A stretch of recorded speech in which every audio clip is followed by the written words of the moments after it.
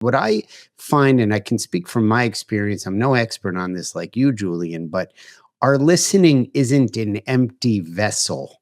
We're coming in with this already always kind of listening.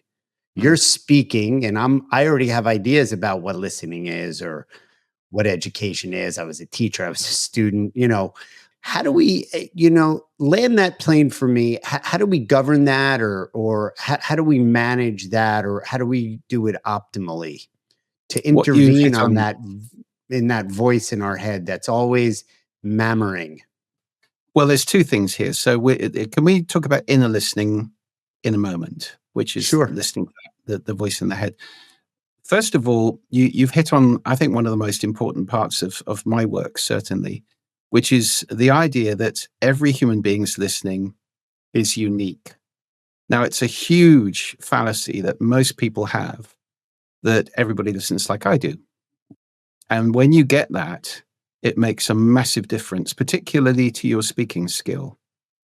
Because when you understand that each individual you're talking to, each group, each audience has a specific listening that's different, you start to ask the question, okay, what's the listening I'm speaking into?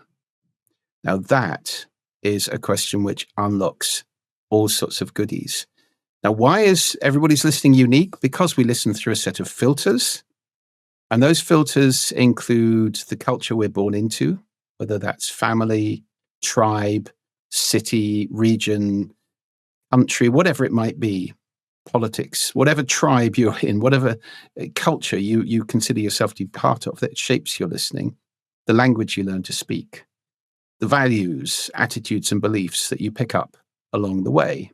So, to this conversation here today, here we are, Seth, you and I, well, we picked up different values, attitudes, and beliefs along the way, and those color our listening.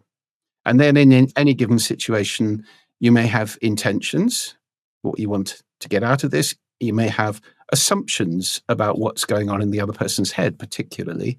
You may have emotions going on. You may have expectations about what's going to happen. All of these things color your listening, and it is not fixed. It changes through the day. Your listening is very different 9:30 in the morning to what it is at 11 p.m. at night, to what it is just after you've eaten. You and I, professional speakers, will often get given the graveyard slot just after lunch. Right. They know what they're doing. They can cope with that. And that's where everybody's just eaten and all the blood's gone to their gut and they're all a bit groggy and sleepy and a bit slower. And you have to work harder. And, if Yeah. you don't recognize that, that's the listening I'm speaking into now, you won't adjust your delivery, your pace, your content, whatever it is, to match the listening you're speaking into. So it varies from person to person and audience to audience, and it varies over time. So it's a huge mistake to think everybody listens like I do. You go around just speaking to yourself the whole time. And that's what a lot of people do. And it's not very effective, because these listening positions, which is what I call them, that's the kind of the set of filters that you have, they tend to ossify.